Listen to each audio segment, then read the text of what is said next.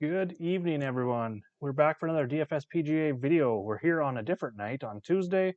This week we've got the WGC Dell Technologies match play. It starts on Wednesday, so we've got lock very early tomorrow morning. So I wanted to come on, do a bit of a live show here, just to answer some questions about this unique format, as well as kind of go over how I'm going to go about building my lineups and my strategies using my cheat sheet, as well as my bracket tab on the sheet.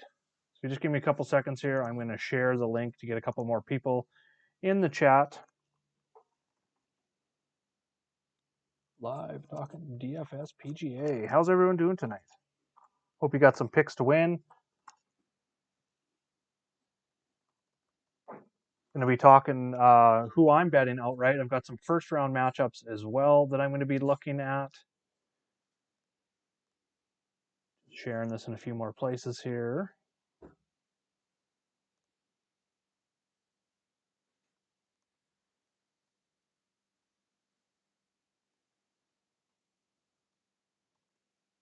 And then we will get started.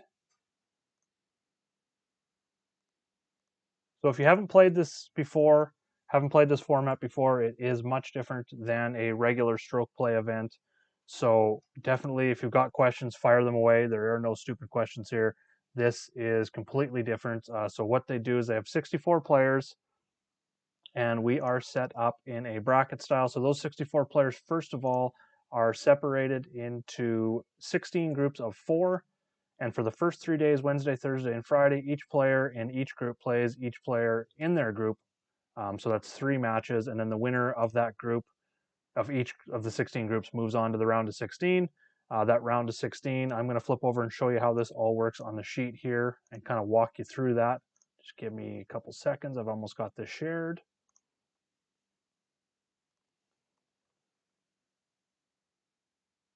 And post. Boom. There we go. Good evening, everyone. Just wait for a few more people to come in here, and then I'm going to flip over to the cheat sheet. We'll talk about that. Here, I'm going to quickly grab my DFSR article for this week and let you guys read that over if you haven't yet. I've got that up over at dfsr.com. Here we go.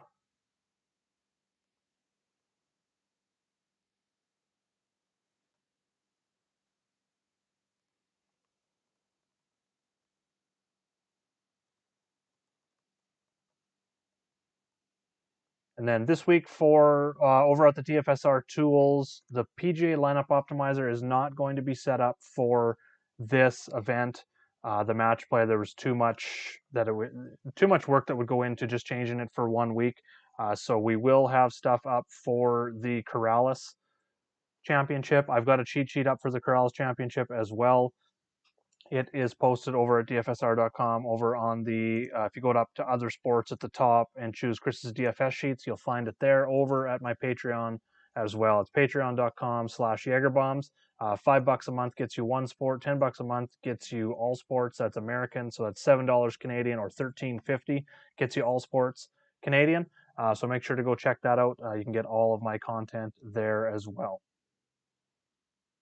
Okay, so I'm going to jump over and we're going to take a look at the cheat sheet and kind of how I'm using it here. I'm going to try and keep this to about 20 to 30 minutes total. So if you got questions, make sure to fire them off. I'm going to answer them all. I'll be flipping back and forth and answering all your questions here. But first of all, I want to go ahead and look at the sheet. So we will flip this over here. Get it to the right size so it looks better. So this is what the bracket looks like on the sheet this week. Give me just a second here. We've got these. So what I am doing, I built this bracket this week, so the sheet looks a little bit different. This is going to be the main tab. So you've got all the golfers, we've got their group number beside them, all 16 groups. So you can look at their stats, compare stats, current form, course history here this year for this event has been held at Austin Country Club 4 years. So we're looking at the last 4 years at this match play event. Anyone that has a 9th place or better has made it through the group stage and into the round of 16. So keep that in mind when you're trying to break that down. If you kind of like a miscut or a made cut is you want that T9 or better, is it means they've made it to the group stage. So if you're kind of breaking down course history there, we've got the model over here, the same thing, looking at stats. I'm just kind of breaking it down. I talked about my model a little bit. I'm looking at approach mostly. I think precision off the tee is going to be a little more important than distance, so that puts a lot more emphasis on approach, birdie or better percentage, that sort of thing. So a little bit of course history, some odds baked into that model as well. But the most important thing this week is going to be the bracket. So I'm just going to so what I'm going to be doing is making probably 2 or 3 different duplicates of this bracket on the sheet that I'm working with. If you want to do this and play around, all you have to do, just give me 2 seconds here. And I'm just going to flip this over. For some reason, that is not showing up. There we go. The pretty face wasn't showing up at the bottom here. The bracket looks much better with me there, I think. What do you guys think? Anyways, so I got the bracket here set up into the groups, into the quadrants. So the first rule that we're going to pay attention to this week, if you're new to this, you've never played this match play before, is you need to use this bracket. And in each and every group, group 1, and you got group 1 versus 16 up here. Each one of these groups of 4 players, never ever roster 2 players from the same group in your lineups. You can target those players in separate lineups, that's fine, but don't roster 2 because only one's coming out after the first 3 days. So what I do, the first thing that I do is kind of play out my first bracket and how I feel it's going to play out, and I feel Dustin Johnson's going to come out of that one. I like Sung Jae out of this one. I talked about Paul Casey in my article. I like him there. Sergio Garcia. I do like Casey and Johnson coming out here. So this is kind of my process and how I've gone about building it this week. Siwoo Kim, really high on here. Victor Hovland is my favorite of the week. I've got him going right up to here. I think Casey can take out DJ. We've got another one here, Kokrak I talked about. Down here at the bottom, I think Max Homa can upset Morikawa. That's kind of how I build it out. And then I'll go over here to this other side. I'm just going to throw in some names. I like Berger coming out of there. Maybe Berger beating Rahm in the round of 16. I do. It's tough. Scotty Scheffler and Jason Day in this group 6 is very close for me. Dane's kind of got me onto Jason Day here.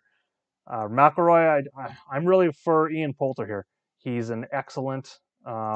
In a lot of my lineups, I've got him coming to at least the semifinals and the quarterfinals, and I'm going to show you how I go about building that with these value guys here in a second. I just want to completely finish filling this out so I can give you how I go about doing this. So Reed over Cantley, I've got Spieth coming out of here and Spieth going to there. Let's say we've got Kistner coming out of here. So there, I build it out to the semifinals.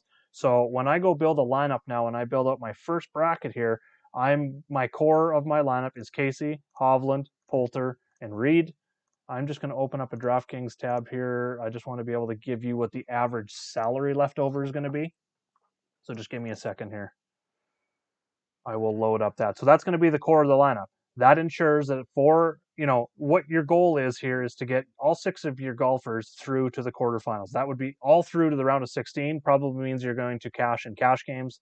If you get all 6 through to the quarterfinals, you're looking pretty good at cashing, like even in GPP lineups, more than just min cashing. And if you get 4 of those 6 golfers in your lineup making it to the semifinals, you're looking pretty darn good at probably a top 10 or even a GPP win. So keep that in mind as you're building. So Casey, Reed, Poulter, and Hovland, that's going to be my core. Obviously, this isn't going to work with every way you build out this bracket. Like if you were to go DJ to the end and pick all the expensive guys, that's not going to work. So that's what makes this a little more difficult, is we have to worry about salary. I think this is a great tournament where we can go and multi-enter. So my personal preference this week is 20 max. I'd like to do 150 and maybe do like 3 different 50 builds, but I'm just not going to have the time. So I'm concentrating on 20 max. So this core here, when I build out this bracket here, is going to be my core in probably, I'd say 5 of my lineups. And I'm going to build out 4 different brackets like this and go that way. So I am just going to open up this contest here and plug these names into my DraftKings lineup. So we got Reed, Casey, Poulter, and Hovland. So that is going to leave us an average of 7,700 left over. So now we got to go in and we got to fill in those last two spots. Because if these four golfers get here, we're looking pretty darn good. But we've got 7,700 left. So what I'm trying to do here is go to my least confident one of these four and grab another golfer from there. So I really feel very confident in Patrick Reed and Victor Hovland this week. Jordan Spieth's pretty close to there as well, but Poulter, I guess, would be one. So you could possibly take Daniel Berger here. That he's 9K, so that's going to leave you 6,400. So that's going to be pretty dicey going that route. But if we go, Siwoo Kim is one who I think makes a lot of sense because at his price down here at 7,300, I think you're okay with value as long as he gets to the round of 16. That's going to give him 4 matches to get points and accumulate points for your lineup. If he makes it through to the quarterfinals, I think he's crushing his value at 7,300. And if he was to take out Victor Hovland here, you're good either way because you're going to have both of them in your lineup. So I don't mind fitting Siwoo Kim in there. I just want to make sure to finalize my lineups that there is always going to be a chance that all 6 of my golfers make the quarterfinals. So that would mean when I come back to after I get my core 4 here, Casey, Reed, Poulter, and Hovland, I want to make sure that with Hovland here, I'm not coming back into for sure group 13. That was #1 rule, never take 2 golfers from the same group. But now we're talking quadrants. So I never want to come down here and take anyone from group 4 with if I'm rostering Hovland as a core, just because you're not going to be able to get both of them through to the quarterfinals. Where if you take Siwoo Kim, there's a chance that both Hovland and Siwoo Kim make it to the quarterfinals, and if that happens, you've now got 2 chances getting into that semifinals, and just gives you a little bit better odds to take down a GPP. So that is one thing I'm looking at.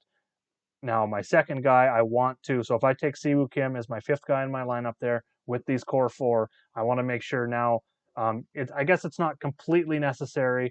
You could take someone that faces Paul Casey here up top we've got 8,100 left over, but generally now with my 6th pick, I want to jump to the other side of the bracket. That's just going to give you even better odds to make it through. So we've got 8,100 here, so we're kind of looking at someone maybe, well, not Neiman, that's the same group. You have to start taking some chances here. I think Louis Oosthuizen could make sense if you think Oosthuizen, because group 2 is the group of death. Like all these guys are excellent either on Pete Dye courses. They're either good at Austin Country Club or just good at match play in general. Kistner finished 1st and 2nd the last 2 years. Kuchar's got some success in match play. Same with Louis and same with Thomas. So if we fit Louis in here, this would mean Louis and Patrick Reed would meet. I think that's totally okay. That could definitely be a quarterfinal matchup there. So you could definitely go Louis at 8,100, or I would jump down here possibly and try and find someone, which you're going to have to leave some money on the table if we go this route down in this quadrant, but you could take someone like Ryan Palmer and leave money left over. Palmer versus Poulter here in the quarterfinals. I like the Louis route, honestly, and I think that is a decent lineup. So the first step, I guess, from when you log in tomorrow morning and you look at lineups and you start breaking things down, we're easily going to find 5 to 10% of people with dead lineups. Because they're either, maybe they've got 4 golfers of their 6 in their lineups from one side of the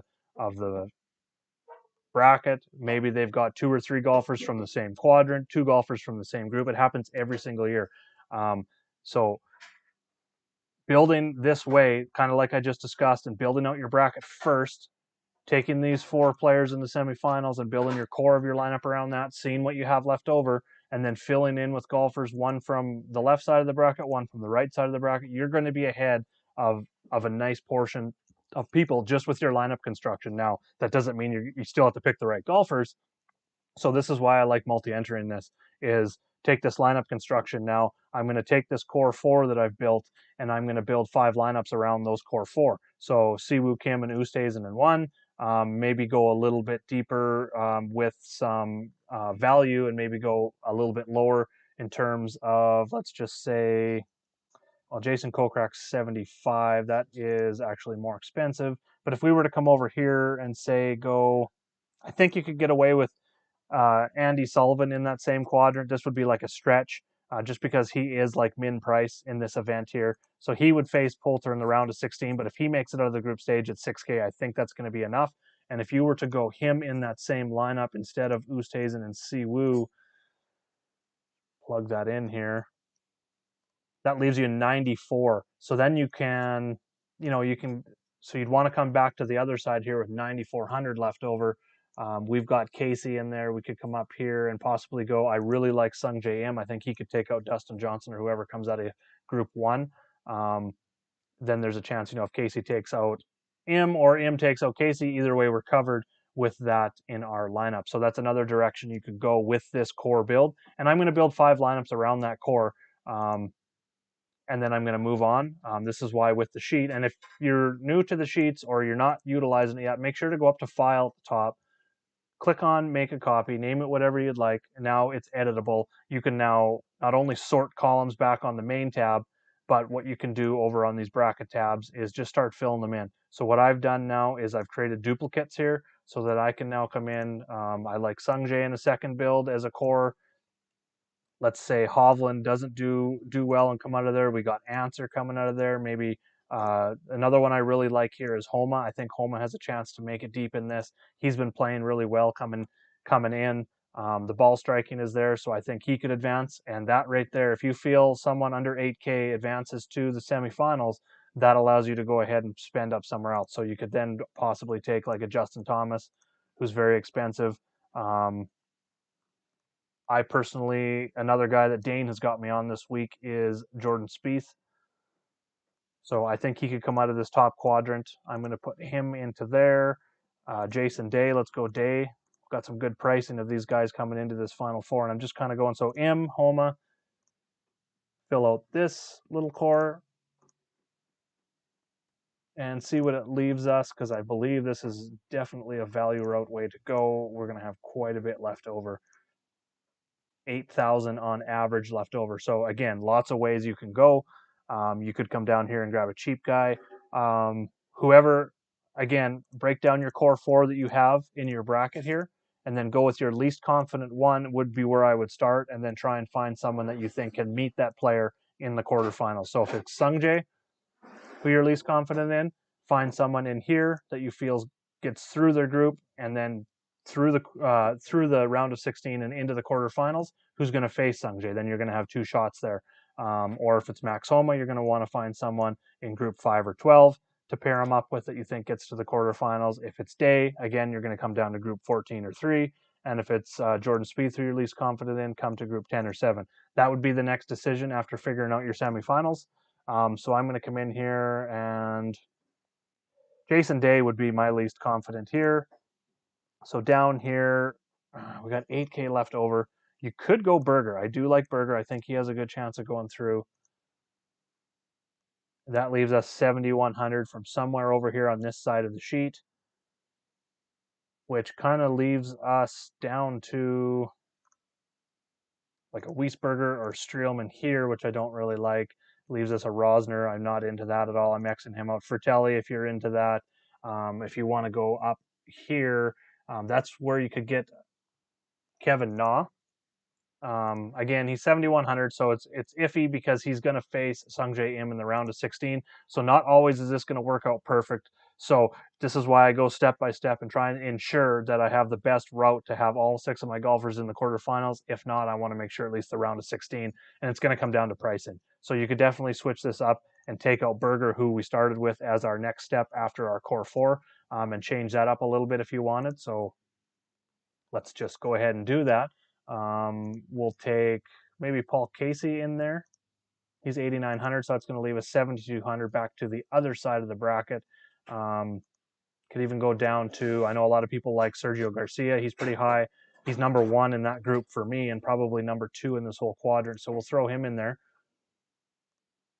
We get Sergio in at 8,300. That leaves us 7,800. So now I'm going to want to jump to the other side of the bracket here with 7,800 left over.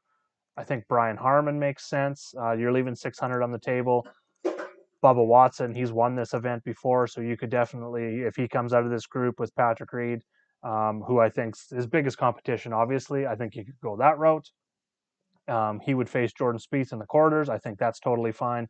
That fits within our rules of all 6 getting to the quarterfinals. You could leave some money on the table and go with like a Ryan Palmer down here, or Harry English if you think he can get out of that group. So that is how I go about building step by step to ensure that you have the best chance, if you get the golfers right, to get 6 through to the quarterfinals and 4 through to the semifinals.